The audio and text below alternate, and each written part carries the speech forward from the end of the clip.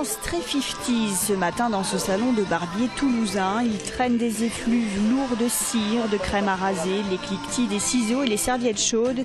Ici, tout est fait pour recréer les salons de l'époque. Du coup, il n'en faut pas plus à ces messieurs pour se laisser séduire le temps d'une pause bien-être. Une atmosphère. On replonge, on sort du quotidien, je dirais, bruyant et stressant.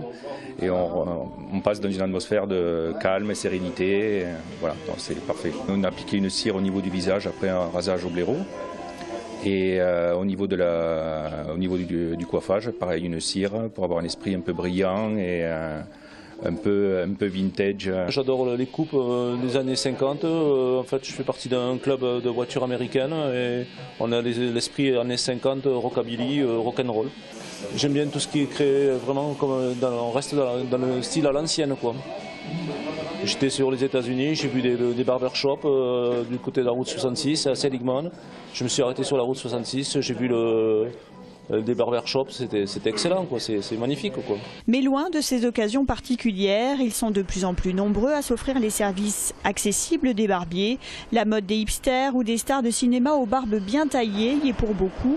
Dans ce salon ouvert depuis 2008, la tendance est à son comble. Il a fallu agrandir le salon il y a un an, embaucher un deuxième coiffeur pour une 50aine de clients par jour. C'est vrai qu'après on essaye d'adapter plutôt à chaque client, à sa morphologie de visage, à son type de barbe et puis aussi à son style propre. Donc en fait on a tout le monde, quoi, du rocker au hipster en passant par Monsieur Tout-le-Monde, le banquier du coin. Voilà. C'est assez mélangé. Ouais. La profession de barbier est même relancée. Le rasage, c'est une technique bien particulière.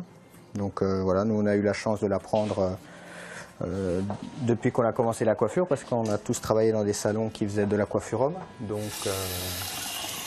qui pratiquaient plus ou moins le rasage, parce qu'après il n'y a plus de diplôme et ça ne s'apprend plus dans les écoles.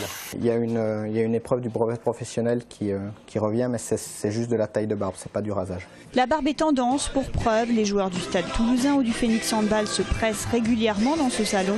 Alors, pour tester le concept, nous avons fait appel à notre journaliste sportif barbu préféré, Samuel Prieur, d'Erdict.